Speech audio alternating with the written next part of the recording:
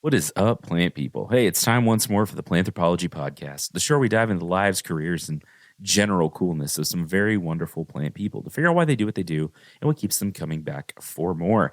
As always, I'm your host and your humble guide in this journey through the plant sciences, Vikram Baliga, and I'm so happy to be with you today. I think I said that out of order. It's weird because some of my friends who podcast have a stock opening section that they'd used to use for everything, and I record it new every time because I just choose chaos and violence in every part of my life. Hey, so today is a replay episode of one of my very favorite episodes of all time. And I know we're not supposed to have favorites. These are supposed to be like our children where we treat them all the same. And I do love all of these episodes, but I've been thinking a lot about storytelling. I'm thinking of some other different kinds of content that I'm working on and some other projects I'm working on. And so storytelling and how to tell a good story has been on my mind. And so I went back to this episode. It was episode 17 from the way back when. This was like, I want to say like May of 2020 in the bad times, in the land before time, which was a sad movie. And Abby Morrison, who is one of my genuinely favorite humans on the planet, talked a lot about storytelling. She's a writer, she is a communicator, and she's just genuinely a kind and wonderful person. And I listened back to this episode actually last week. It just sort of, my brain was like, hey, we should listen to this. This will be a good way to pass the time. And I sort of fell in love with this episode all over again. So as we're getting into the holidays and I'm just sort of putting out content that I like that's a little bit different through the end of the year, I really wanted y'all to hear this episode again. So I'm not going to belabor this too much more. Go find me on social media. I'm on Instagram, Facebook, Twitter as Planthropology or some version thereof. I am on the TikTok machine as the Plant Prof. I'm on YouTube as the Plant Prof. And the other thing, I have started a Discord server for all things Planthropology and Plant Prof and other stuff. And that link is in the description of this episode. So if you'd like to be on the Discord server, it's free. I would love for you to be a part of it.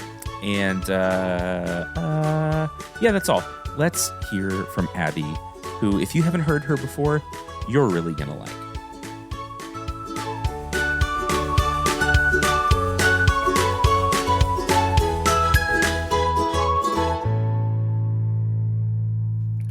All right. Well, we are live. Abby, how are you? I'm doing really well. I'm doing super. Good. I'm glad to hear that. Are you holding up okay in the middle of all the craziness right now? Yeah, I'm pretty introverted normally, so that's very fortunate. I can work from home, so that's very lucky in a lot of ways. So yeah, I'm doing pretty good. That is good. Well, and so we're recording on April 7th, and this will come out sometime in May. So who knows what the world will look like in 4 or 5 weeks when this comes out. But, hopefully future us are not in quarantine anymore and we're able to go out in the world and do things. But we'll see. I've been okay. I think I'm probably a little more extroverted, so I'm only losing my mind a little bit, but it's okay. I've just been putting googly eyes on my plants, and it's okay. I love that. I've been following that on Twitter, and I am very engaged as that audience. I'm glad to hear it. It's just to give me someone to talk to in the greenhouse. So, Great. Abby, tell me about what you do, who you work for, what your job is, all that fun stuff. Sure. So I work for a company called Access. We're the Alliance of Crop, Soil, and Environmental Science Societies, which is why we have an acronym. And we're the management company for the American Society of Agronomy, Crop Science Society of America, and Soil Science Society of America. So we handle all of their meetings, certifications, publications, really just help them do what they need to do to function as societies. I work in the publications department where I help authors get through the peer review system, and I also run our podcast, Field Lab Earth. Which I love, by the way. I really enjoy it. Great. So how did y'all, as an organization and as the tri-societies or whatever, get into podcasting? Where did that whole idea come from? Yeah, so this was actually pretty neat. When I first started there in early 2017, I had this awesome boss, Brett Holty. But unfortunately, like 2 months after I started, he actually took another job. But he was super cool, and he was like, "What do you want to do that I can try to set up for you, like before I leave on my way out? Is there anything you want to try?" And I was like, well, I've been doing some proofing on some of our magazines, and going into this job, I do not come from an ag or science background at all. And I was reading these articles, and I was like, man, this stuff is so cool. But when I try to explain my job, people are like, what is agronomy?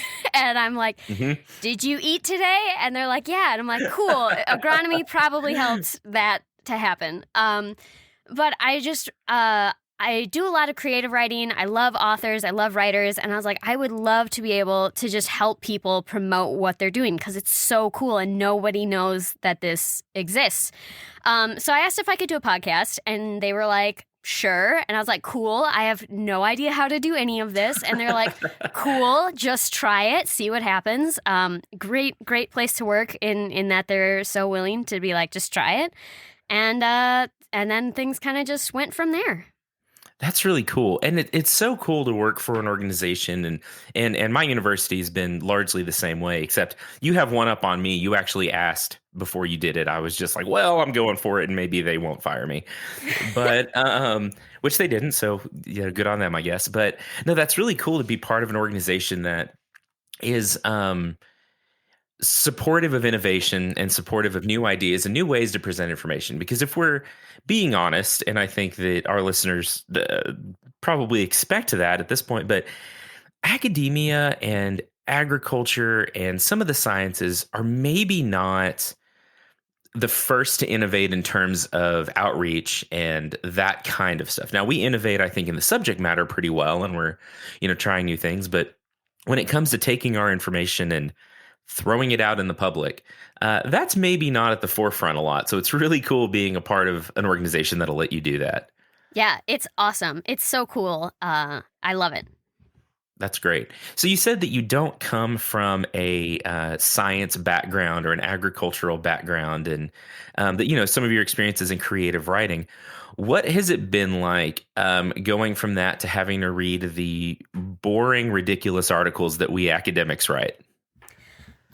So it's pretty interesting because so I don't do a lot of reading unless it's for the podcast. If I see like a title that catches my attention, so pro tip, like try to find a title that the average person can read, would maybe be a little tidbit for anyone who's interested.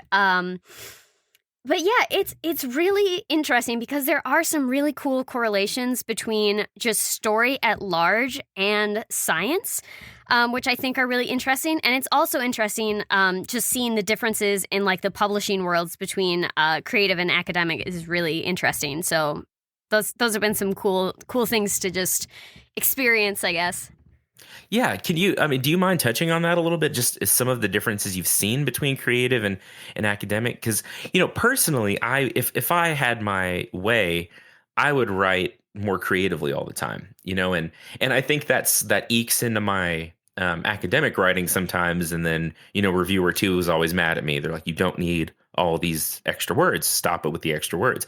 So in the world of publishing, what are some of those differences that you've seen?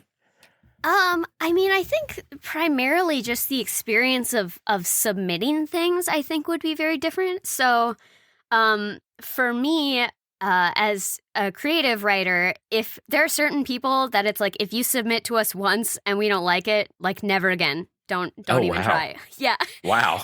Yeah. So it's pretty extreme. Whereas like in my job, a lot of times it's like, hey, just, don't do that again. Like remember to add line numbers, or I work very much on the kind of the front end, just making sure that it's formatted correctly for review.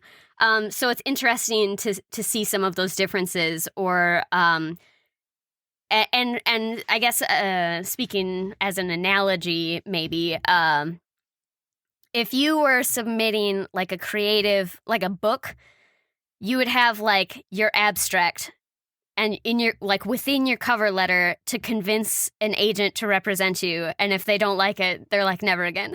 Oh, wow. so Yeah. Okay. so it's very different as far as like just getting that entry level thing. There's gatekeepers in both worlds. Sure. Yeah. There's more academic rigor, obviously, in academic publishing than there is in creative publishing. They're not going to nail you on every scientific fact in creative writing. But yeah, it's very different, but it's fun to see. That is pretty cool. So as we were discussing discussing having this interview and all of that over the past couple of days, you self-identify as a plant murderer. And so which I think we all are. And I think that's interesting that you say that, because people say it to me all the time, like, oh, I kill a bunch of plants. I'm like, do you have any idea how many plants we kill in plant research? Like millions of plants. So okay, so you've covered a wide variety of topics and a ton of different things.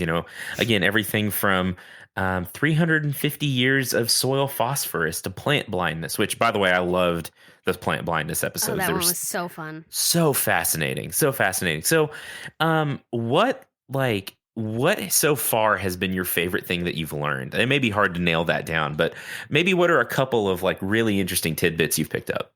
Oh man, that is a very hard question. Yeah, I'm sure. Now I feel like I should pull up the website.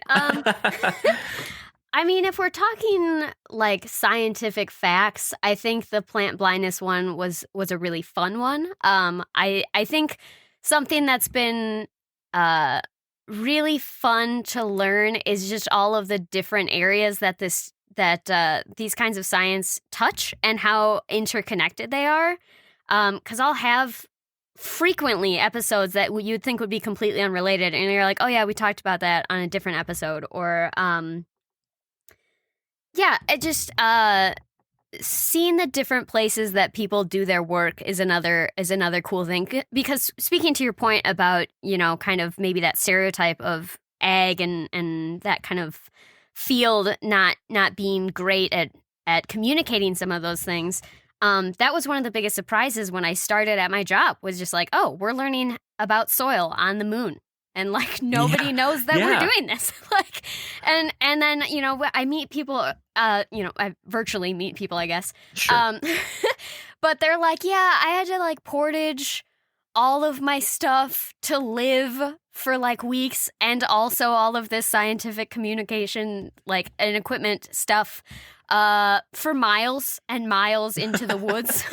And I got eaten alive, or I'm off in a jungle somewhere, or I'm just like all these different places, and you would never know. Or like the cool technology. We had a guy who is he's like, I'm learning how to phenotype seeds with basically like do-it-yourself equipment and open source coding, so that you don't have to sit there with the tweezers and count seeds for forever. And it's just stuff you would never expect, and it's so cool. And they're the nicest, coolest people. They're so humble and cool, and funny. They're just awesome people to work with. I don't know if that answers your question well or not. But. No, it really does. It really does. And so one of the reasons I even got into doing this podcast thing was for the same reason you just said, is that, my background's a little bit different. I am an academic, but I was an extension for a while. And so, that experience gave me this passion for putting this scientific message out to the community, and doing it in a way that is packaged appropriately for general audiences, whoever's listening to it. But what I started to find, and through my own experience and through listening to a couple of different podcasts about scientists and about science, I nerd out on science podcasts like hardcore.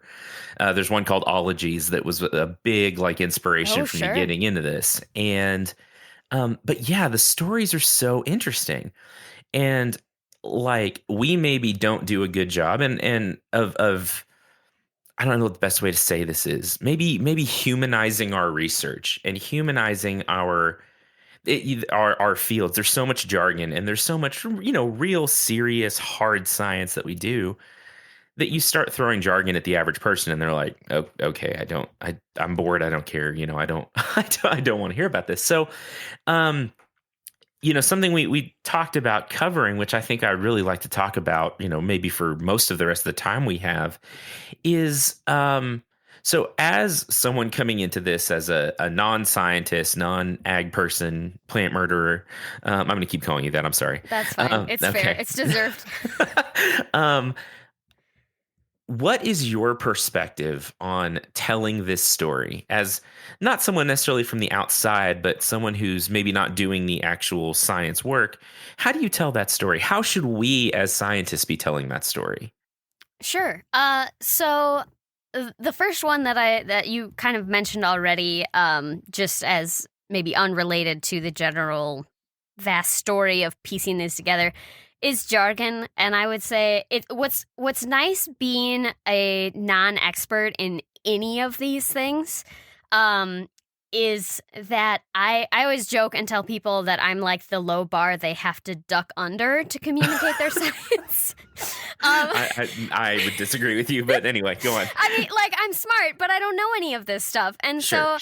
So that's, you also were on our show, and I sent out that worksheet, and I'm like, explain words to me that you use that I don't understand. And so it's really, it's kind of cool being a non-expert to kind of come in and be like, okay, I don't know what that means. I don't know what that means.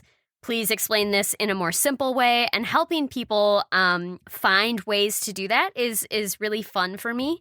As a creative writer, using analogies or metaphors is always really fun to help come up with those. And I have to give credit to my coworker Susan Fisk. She does a ton of training. She's the head of our science communications department at my work, and she's always like, jargon, like, get rid of it. Because it really is like you are communicating with another person. And I think, it's not communicating in the sense of like a bullhorn where you're just shouting out what you're doing. You have to communicate at the level of your audience. And so if they don't understand what you're talking about in these jargon terms, they're not going to be able to pick up that passion that you have for it, because it's just, there's this veil of like, not being able to understand, even if they want to. And they want to. Like, people love hearing about what people are passionate about. That's part of why I wanted to do the show, is because I just love it, and people love to hear it. So I think that's kind of maybe the first thing that I would look at. But then so I guess if you were trying to find a way to communicate your science as a story, story has a lot of structure built into it, and I think people don't think that it does, and that's a lie. I've recently been doing a deep dive on plot structure. I adore it. That's my like nerd out area. Yeah. But I took a retreat class kind of thing last summer with a guy named Tim Storm. He's a wonderful editor, if any creative writers out there are looking.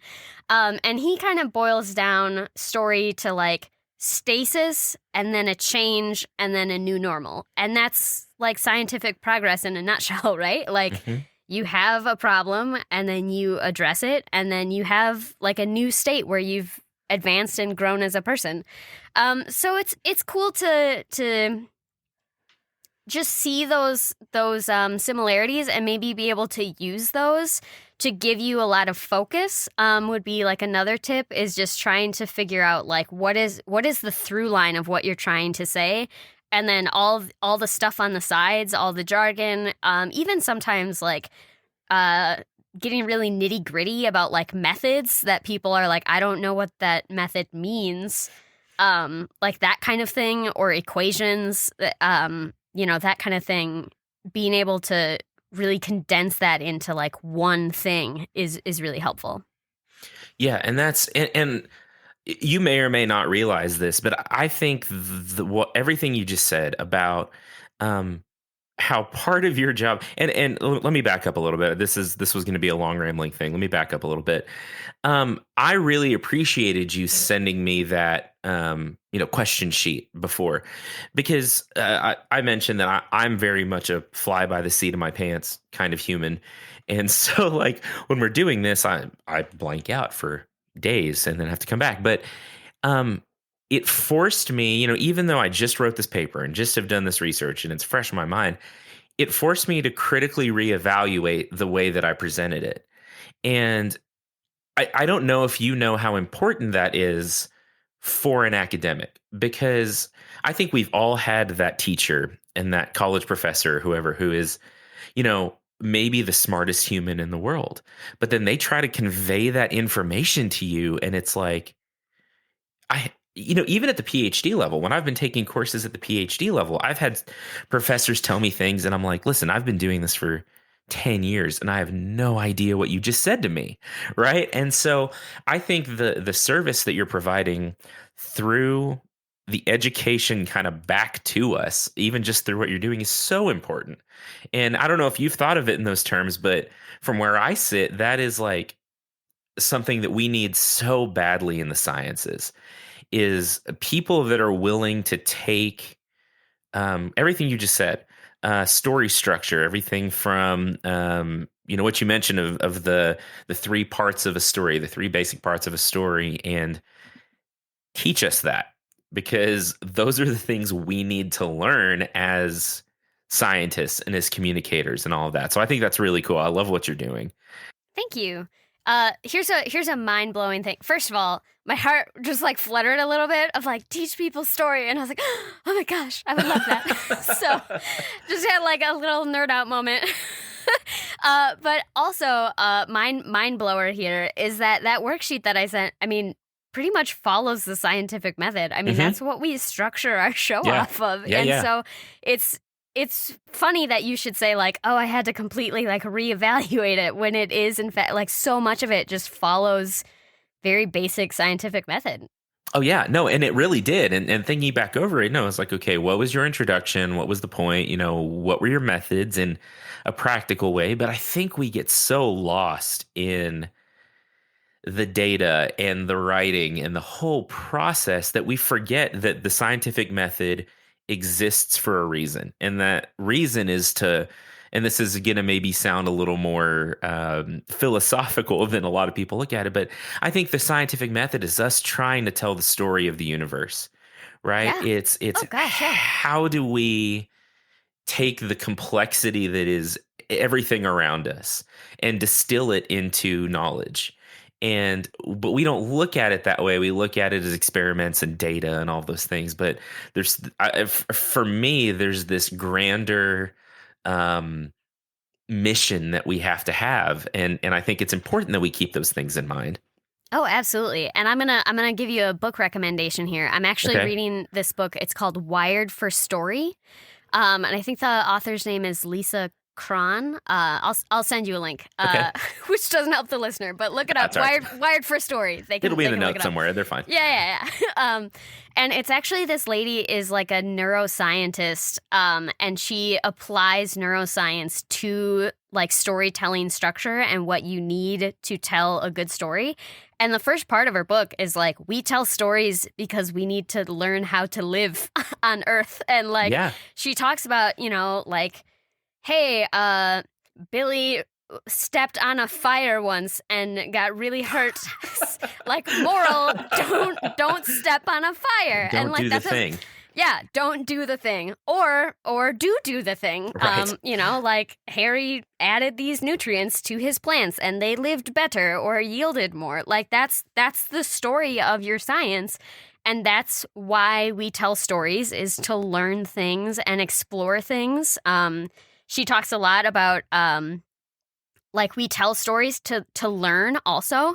I've experienced that myself, of just like, hey, what do I think about this thing? Well, let me write about it and then I'll figure it out as I go along. And that is also science, is what do I know about this? How can I add to that? And then how do I pass that knowledge on to others? And storytelling is like the oldest method to tell other people stuff that you know. Yeah. Oh, for sure. And and that would be, I wish they would.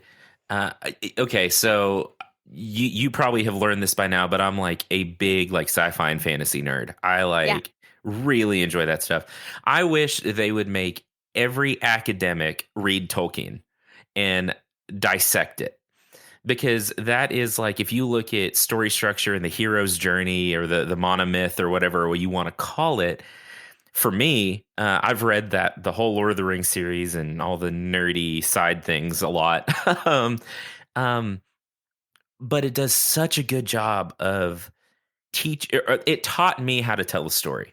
Mm, I think I read Lord of the Rings the first time when I was like 11 years old or something. And I didn't understand most of what I was reading, but it started to teach me how to communicate about life in a lot of ways. And, yeah. again, I'm a super nerd about that stuff. But again, I think that we should work more of that into our academic curriculum. I think we need to know that. Yeah, I think every human should read Tolkien, regardless of if they are an academic or not. Yes, Personally agreed. speaking, Agreed. but yeah, you're absolutely right. I think it makes things more fun too, because right, like I think science gets this bad rap of like being boring or like being like all scientists are in lab coats. Please don't cut that out of context as a quote. That's gonna be the episode title. Abby Morrison, all scientists are in lab coats. Yep, classic me. But that's like part of why we do the show is to be like, no, like they're out there like in the field, in the woods, in a lagoon, just hanging out with oysters, like they're doing what they do, and so I think it is finding ways to make it fun.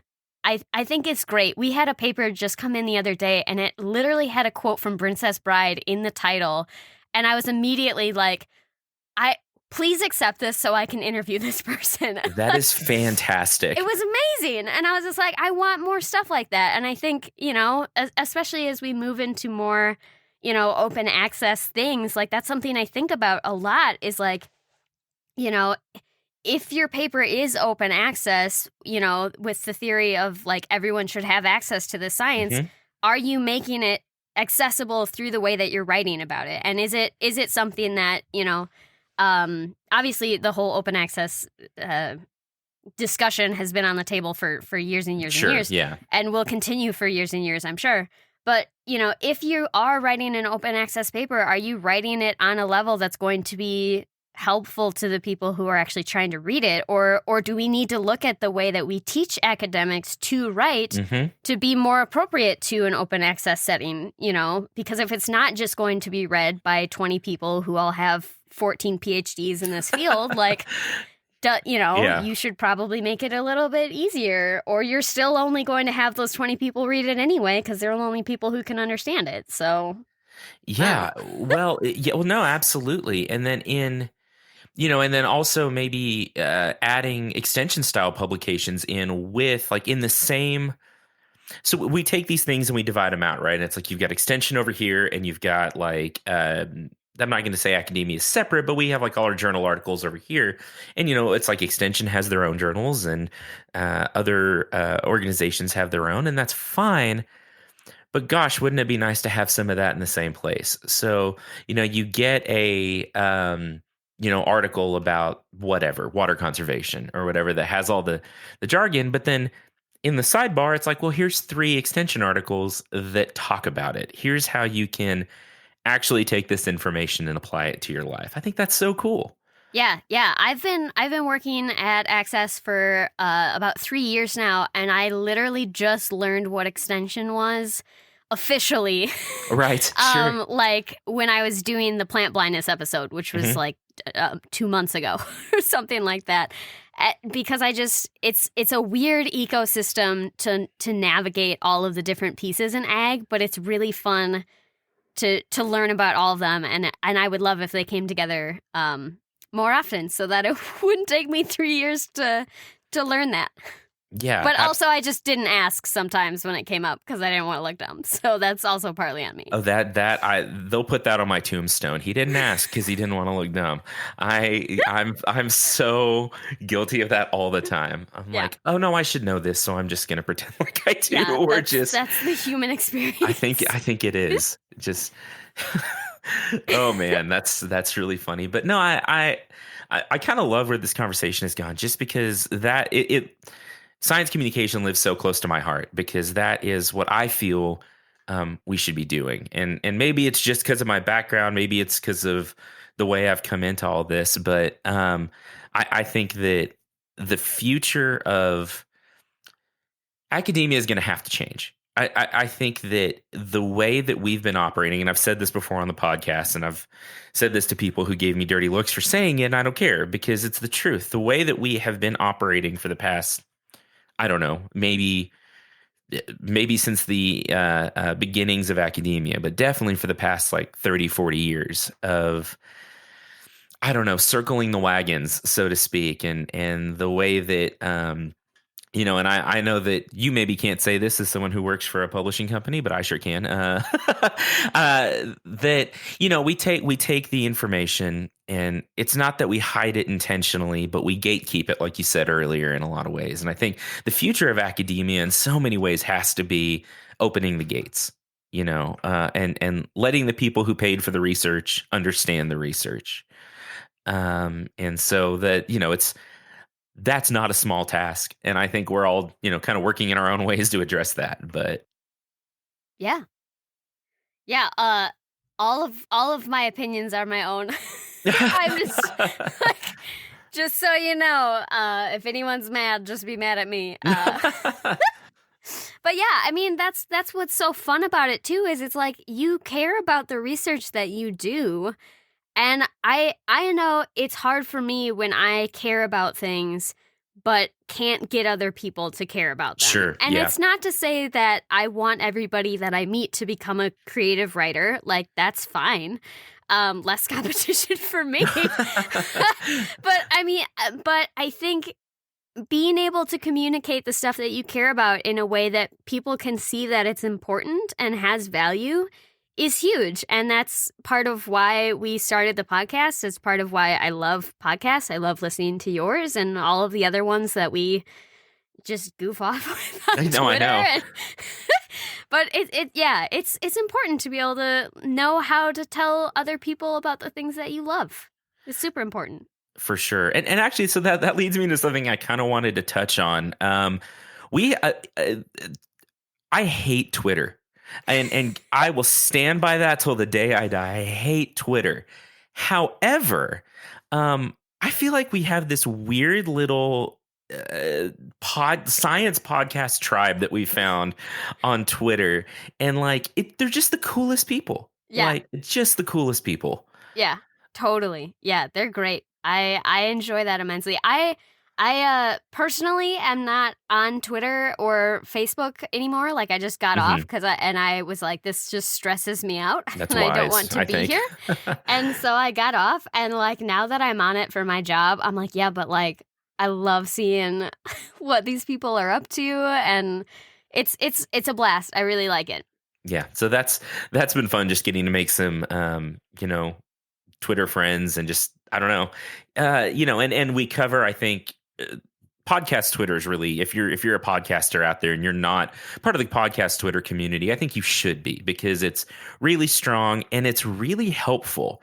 And I think that like everyone I've interacted with, through Facebook and Instagram too, but really on Twitter primarily, if I've had questions or if I've had issues with the podcast and I throw something out there, gosh, people are so cool about being like, well, here's what worked for me. Here's what didn't work.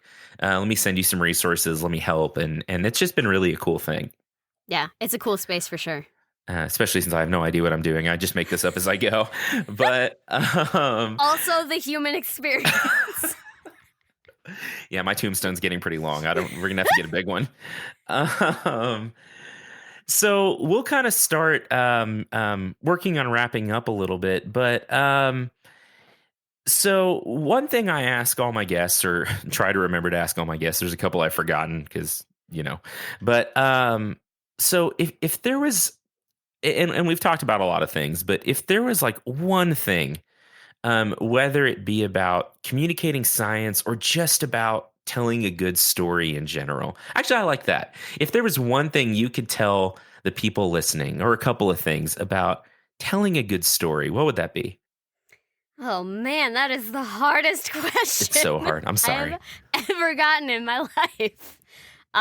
Maybe not in my life, I guess. That's a tough one. It's a little extreme. It's up there though, right? Yeah, it's up there. Man, I guess one that pertains to my personal life as well as podcasting life um would be to pay attention to structure, because that really helps you to figure out like what needs to be in the story and what doesn't. Mm-hmm. So I think just being aware of kind of the a lot of people will call it like the story spine. So really what is that like causal chain from start to finish that you want to explore? And then if anything doesn't fit on that spine or add to it in some way or connected to it, then you don't really need to have it there. That helps me a lot with podcast editing too, because it'll like there's so many cool rabbit trails that we go off on, and I'm just like, to borrow like the writing expression of kill your darlings, which is just like it may be the best thing you've ever written, but if it doesn't work, like you have to get rid of it and you have to be like ruthless about it. So I guess that's really helpful though to really focus your message and understand what you need to keep in there or not, would be paying attention to structure, I guess. Okay. That's great advice. I mean, that's great advice as we write dissertations and papers and stories and everything else, is make sure it makes sense and tells the story you want to tell. I love it. I think it's great. But so, also get rid of jargon. Sneaking that on there. Yeah. Let's dial back the jargon, folks. Yeah, absolutely. I was going to try to make a jargon joke and maybe I just don't know enough of it to throw one out there. So we're just going to move on. So you said that you're mostly not doing the social media, which I think maybe makes you one of the smartest people I've ever talked to. Where do we find you? Tell us about just some of the web presence and the social media presence for Field Lab Earth and the other things you do. Yeah. So I for the podcast, we are at Field Lab Earth on Twitter. The societies also have, the three societies I mentioned earlier, they also have Twitter accounts, and our websites are agronomy.org, crops.org, and soils.org, nice and easy. We have our like Libsyn homepage. You can find us on pretty much any of your classic podcast catcher kind of thing that you want to be on, aggregator, anything like that. Well, Abby, I think I could talk to you for hours about stories, but thanks so much for being on. Such a pleasure. Thank you for having me. It's been such a blast. Very cool. Well, thanks for listening as always. I don't know what today is, but I'm sure VoiceOver Vikram will have told you what day it is and what's going on in the world if you haven't been paying attention. But y'all are the best. Thanks for listening, and we will see y'all next time. Interviewer Vikram was right. Telling you what day it is one of VoiceOver Vikram's strong suits. Y'all, thanks so much for listening. I hope we inspired you to tell a good story. Whether it's a story of yourself or the story of the universe, just be telling good stories. As always, you can find us on the social medias anywhere you look: Twitter, Instagram, Facebook. Search for the word anthropology with a PL slapped on the front and look for the white tree. Thanks as always for the Texas Tech Department of Plant and Soil Science for supporting me and supporting this show. Leave us a review on Podchaser or iTunes and send me a screenshot and I'll send you some stickers and a thank you note.